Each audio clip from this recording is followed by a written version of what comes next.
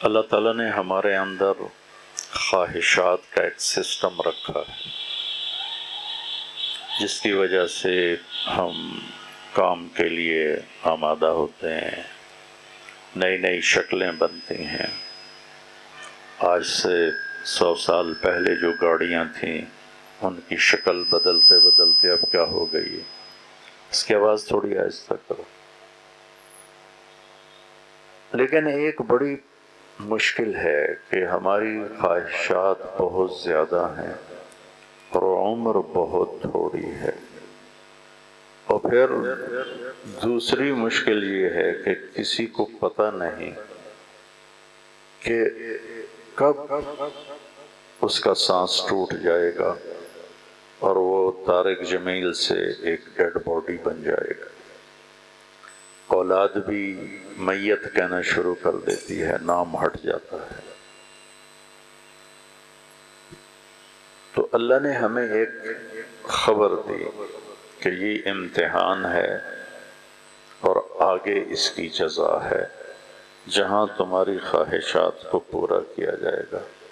وَلَكُمْ فِيهَا مَا تَشْتَهِي أَنفُسُكُمْ وَلَكُمْ فِيهَا مَا تَدَّعُونَ نُزُلًا مِّنْ غَفُورٍ رَحِيمٍ۔ جو چاہو گے ملے گا، کوئی ناممکن کا بھی دعویٰ کرو گے تو وہ بھی تمہارا رب پوری کرے گا۔ تو اللہ تعالیٰ نے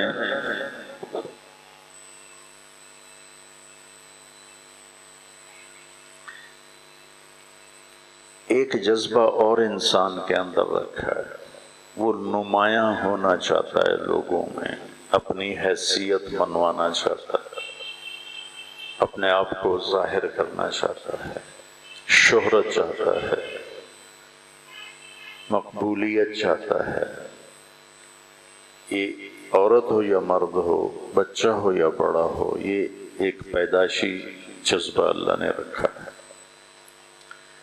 آگے راستے دو کر دیے۔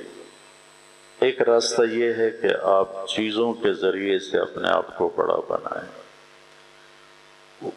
دوسرا راستہ یہ ہے کہ آپ اعمال کے ذریعے سے اپنے آپ کو بڑا بنائیں، اور بڑا وہ ہوگا جس کو اللہ بڑا کہے گا۔ قیامت کے دن ایک اعلان ہوگا، الا وانکم جعلتم نسبا وجعلت نسبی۔ لوگوں، ایک بڑائی کا، عزت کا معیار تم نے بنایا۔ یہ تو جی چناب کلب کے ممبر ہیں، پتہ نہیں کتنے لاکھوں روپے اس کی فیس ہے، یہ تو بڑے آدمی ہیں۔ ایک معیار تم نے بنایا۔ وجعلت نسبی، اور ایک معیار میں نے بنایا۔ وہ کیا بنایا؟ جعلت اکرمکم اتقاکم۔ میں نے تمہیں یہ بتایا کہ میری نظروں میں سب سے بڑا انسان وہ ہے جو تقوی والا ہو، جو اللہ سے حیا کرتا ہو، جو اللہ کے نافرمانی کے راستے سے بچ کے چلتا ہے۔ تقوی کہتے ہیں بچنے کو۔ تو تقوی اللہ کیا ہے کہ جن چیزوں سے اللہ نے روکا ہے ان سے بچ بچ کے چل کے زندگی گزارنا۔ ولیکن ابیتم، لیکن تم مردوں عورتوں نے انکار کر دیا۔ وقلتم ان فلان ابن فلان خیر من فلان ابن فلان۔ نہیں جی نہیں، وہ بھی کوئی بندہ ہے، وہ بھی کوئی مائی ہے، بیکار، انہوں نے تو گھر روٹی بھی پوری کوئی نہیں۔ اور ہم نے اپنی بڑائی کے یہ برانڈز معیار بن گئے کہ اس کی تو جوتا ایسا ہے، اس کی گھڑی ایسی ہے۔ میں بہت حیران ہوا، ایک نوجوان نے مجھے بتایا کہ ہم نے اپنی بہن کی شادی پر اپنے بہنوئی کو 5 کروڑ کی گھڑی پہنائی۔ تو 5 کروڑ کی گھڑی پہنانے سے کلائی قیمتی نہیں ہوئی، گھڑی قیمتی ہے۔ اس نوجوان کا قد بڑا نہیں ہوا، اس گھڑی کا قد بڑا ہوا ہے۔ لیکن ابھی تو تم نے کہا نہیں جی نہیں، یہ تو چناب کلب کا ممبر ہے، یہ تو بہت بڑا 22واں گریڈ کا افسر ہے، اور یہ تو بہت بڑا حاکم اعلیٰ ہے، اور اس بی بی کے پاس تو اتنا کچھ بینک بیلنس اور زیور اور سونا اور چاندی ہے. الیوم اضع نسبکم، آج میں تمہارے عزت کے معیار پر کاٹا پھیروں گا. ایسے جیسے کوئی سوال غلط کر کے آ جائے تو پیپر، جب اب تو پیپر سامنے نہیں آتے، ہمارے زمانے میں پیپر سامنے ہوتے تھے تو اتنا بڑا کراس لگا ہوتا تھا کہ سارا سوال غلط ہے. قیامت کے دن اللہ تعالیٰ کہے گا الیوم اضع نسبکم، آج میں تمہارے عزت کے معیار پہ کاٹا پھیرتا ہوں. وَأَرْفَعُ نَسَبِي، اور جو میرے ہاں بڑائی کا معیار ہے، یہ بڑا بڑا بندہ ہے. اللہ کے ہاں بھی بڑے بڑے بندے شمار ہوتے ہیں. وہ کون ہیں؟ اللہ فرمائے گا اَيْنَ الْمُتَّقُونَ، کہاں ہیں تقوی والے؟ اور تقوی کی میں نے آسان تشریح کیا کی ہے؟ تقوی عربی میں بچنے کو کہتے ہیں. اتقِ صرف تقوی ہے. تو تقوی کا مطلب ہوتا ہے بچ کے چلنا. حضرت عمر رضی اللہ تعالیٰ عنہ نے کعب احبار سے پوچھا، یہودی عالم تھے، مسلمان ہوئے، کہ تقوی کسے کہتے ہیں؟ انہوں نے بڑی خوبصورت مثال فرمایا، کبھی کانٹوں بھرے راستے پہ چلے ہو؟ ہاں. کہ کیسے چلتے ہو؟ کہ میں کپڑے سمیٹ لیتا ہوں کہ کوئی کانٹا نہ چبھ جائے، تو پار چلا جاتا ہوں. کہ بس یہی تقوی ہے کہ گناہوں کے کانٹے بکھرے پڑے ہیں اور لوگوں کے غلط رویوں کے کانٹے بکھرے پڑے ہیں. اپنے دامن کو سمیٹ کر سر جھکا کے ناک کی سیدھ میں چلتے جاؤ یہاں تک کہ اللہ تعالیٰ سے ملاقات ہو جائے. تو اللہ کی بارگاہ میں بڑائی کا معیار چیزیں نہیں ہیں میرے بھائیوں بہنوں. اللہ کی بارگاہ میں بڑائی کا معیار ہے صفات، جس میں تقوی بہت بڑی صفت ہے. اور صفات میں ترقی کے لیے پیسہ نہیں چاہیے. صفات میں ترقی کے لیے یہ تن ہے جو غریب کے پاس بھی ہے، جو مالدار کے پاس بھی ہے، جو ایک امیر عورت کے پاس بھی ہے، ایک غریب عورت کے پاس بھی ہے. اس پر محنت کرنی ہے. اس پر اپنے من میں ڈوب کر پاجا سراغ زندگی، یہاں اندر دل دریا سمندروں ڈوبے، کون دلاندیاں جانے ہو، وچے بیڑے وچے جھیڑے وچے ونج مہانے ہو، وفی انفسکم افلا تبصرون. قرآن نے اس کو یوں بیان کیا، اقبال نے یوں بیان کیا، سلطان باہو رحمۃ اللہ علیہ نے یوں بیان کیا کہ اس ذات کو بنانا ہے. یہ اگر بن گئی تو یہ اسے قبر کے کیڑے بھی نہیں کھا سکتے، اتنا قیمتی انسان بن جاتا ہے. اور اس کے لیے کوئی غریب ہونا یا مسجد کا امام مؤذن ہونا نہیں. سلطان محمود غزنوی پہلا بادشاہ تھا جسے سلطان کا ٹائٹل ملا. 416 عیسوی میں 416 ہجری میں اس کا انتقال ہوا، اور اس نے 33 برس حکومت کی اور اپنے وقت میں دنیا کا سب سے بڑا بادشاہ تھا اپنے وقت میں. تو 1974 میں ظاہر شاہ مرحوم کی حکومت تھی، تو غزنی میں زلزلہ آیا تو اس کی قبر پھٹ گئی. تو انہوں نے قبر کو ریپیئر کرنے کے لیے کھول دیا تاکہ جو کچرا وچرا گرا ہے جھٹکوں سے اس کو صاف کر کے نکال دیں. تو جب انہوں نے قبر کو کھولا مزید تاکہ صاف کریں تو دیکھا تو محمود کی لاش ایسے پڑی تھی جیسے ابھی کوئی دفن کر کے گیا ہے، اور اس کو مرے ہوئے کوئی 900 برس 1000 برس ہو چکے تھے. اور سب سے بڑا بادشاہ، دنیا میں 4 بڑے فاتح گزرے ہیں، ان میں ایک محمود غزنوی بھی ہے.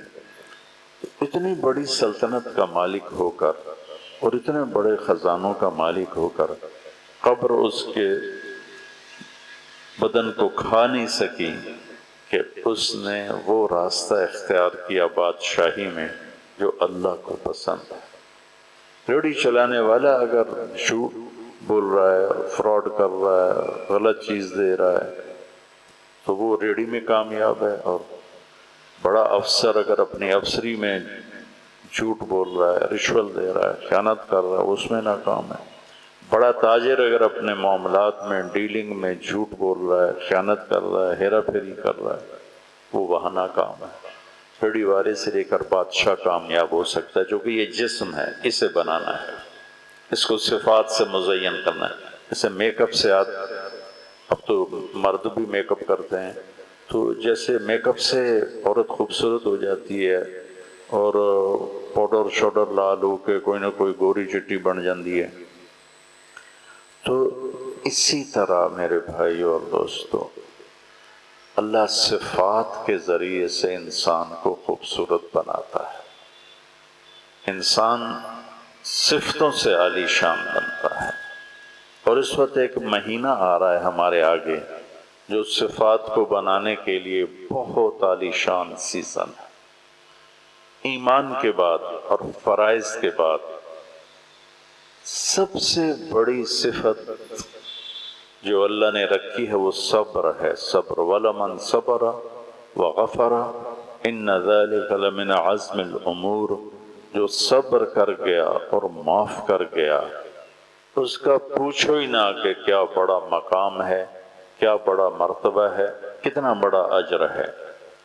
تو رمضان کا مہینہ اللہ تعالیٰ نے ہمیں دیا ہے کہ ہم اس میں اپنی باڈی کی بھی اوور آلنگ کر لیں، فاقے سے فاسد مادے چلیں، اور رمضان کی برکتوں سے، قرآن کی برکتوں سے ہم صفات میں ترقی کریں، صبر کرنا سیکھیں۔ میرے نبی نے رمضان سے پہلے ممبر پر کھڑے ہو کر فرمایا ماذا یستقبلکم، وہ کون آ رہا ہے؟ ساروں نے ادھر ادھر دیکھا، پھر آپ نے کہا وہ کون آ رہا ہے؟ پھر سب نے دیکھا کوئی بھی نہیں، آپ نے تیسری دفعہ فرمایا وہ کون آ رہا ہے؟ تو حضرت عمر کھڑے ہو گئے، یا رسول اللہ اوحی نزل، کوئی وحی آئی ہے؟ آپ نے کہا نہیں۔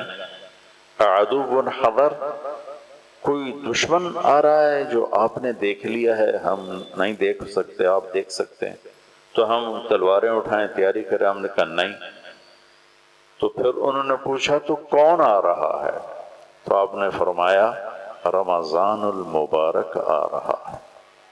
میرے نبی جب رجب کا مہینہ آتا تو دعا مانگتے، اللہم بارک لنا فی رجب و شعبان وبلغنا رمضان، یا اللہ ہمارے شعبان اور رجب میں برکت عطا فرما اور رمضان ہمیں نصیب فرما۔ 2 ہجری میں شعبان کے مہینے میں، جیسے اب شعبان چل رہا ہے، رمضان کے روزے فرض ہوئے، اور میرے نبی نے 9 رمضان دیکھے، 10ویں سے پہلے آپ دنیا سے تشریف لے گئے، 9 رمضان دیکھے۔ اور آپ نے تو بہت آسان کیا، صوموا لرؤیتکم وافطروا لرؤیتکم۔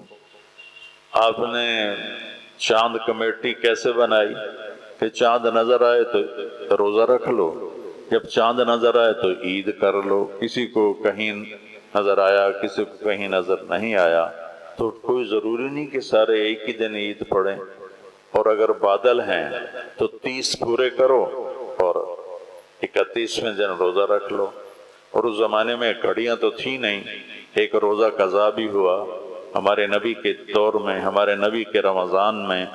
آپ اور سارے صحابہ مدینے میں، انہوں نے سمجھا کہ سورج غروب ہو گیا، چونکہ بادل تھے تو سب نے افطار کر لیا، اور نماز کے لیے اڑنے لگے تو بادل چھٹا تو سورج سامنے کھڑا ہوا تھا، نیچے جا چکا تھا، تو سب کا روزہ قضا ہو گیا۔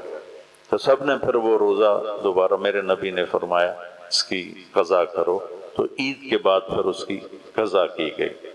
تو آپ نے ارشاد فرمایا پہلے امتوں کو بھی رمضان ملا، میری امت کو رمضان ملا، اس میں فرض کو 70 فرض کے برابر کیا گیا ہے، نفل کو فرض کے برابر کیا گیا ہے، اور رات کی نماز جو ہم تراویح پڑھتے ہیں اس کے ہر سجدے پر 1500 نیکی کا اللہ تعالیٰ کی طرف سے انعام ملا ہے، اور ہر سجدے پر جنت میں ایک محل بنتا ہے جس کے 60,000 سونے چاندی کے دروازے ہوتے ہیں، اور دن کے روزے اور رات کے تہجد اور رات کی تراویح کے بدلے آخری رات اللہ تعالیٰ فرماتے ہیں فرشتوں سے جو مزدوری پوری کر دے تو اس کا کیا صلہ ہے؟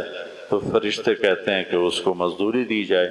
تو اللہ فرماتے ہیں تم گواہ رہو میرے بندے اور بندیوں نے جو دن میں بھوک کاٹی، رات کو بیداری کاٹی۔ تراویح پڑھنا مشکل کام ہے، 20 تراویح کو پڑھنا، اور خاص طور پہ آج کل کی افطاریوں کے بعد تو 2 تراویح پڑھنا بھی مشکل ہوتا ہے۔ کھا کھا کھا پیٹ پھول جاندہ ہے، نہ اٹھیا جاندہ ہے نہ ٹریا جاندہ ہے۔ تو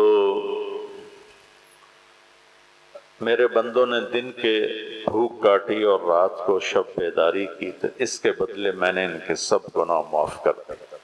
اور عید کا جب دن آتا ہے تو اللہ کی طرف سے اعلان ہوتا ہے میرے بندو آؤ اور آج شکرانے کے 2 نفل پڑھو، اور جو مانگنا ہے مانگو۔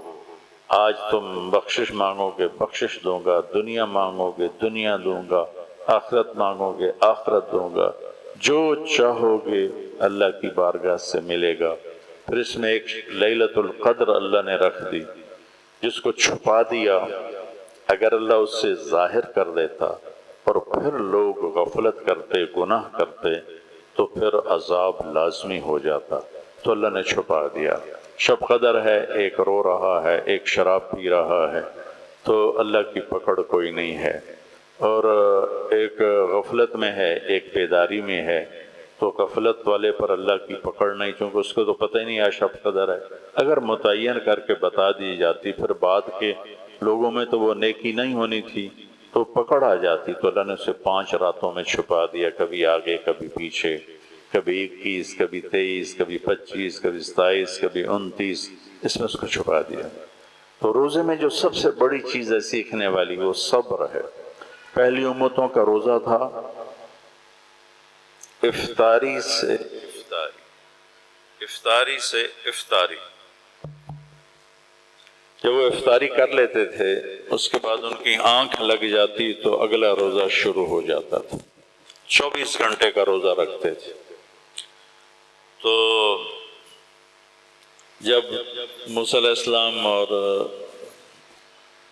انبیاء ان کے دنیا سے رخصت ہو گئے تو رمضان تو گھومتا رہتا ہے، کبھی گرمی میں کبھی سردی میں، تو ان کے علماء نے مل کر عوام کی رائے پر فیصلہ کیا کہ ہم رمضان کو سردیوں میں رکھیں گے اور روزے 50 کر لیں گے، 20 روزے ہم جرمانے کے ساتھ ڈال لیں گے۔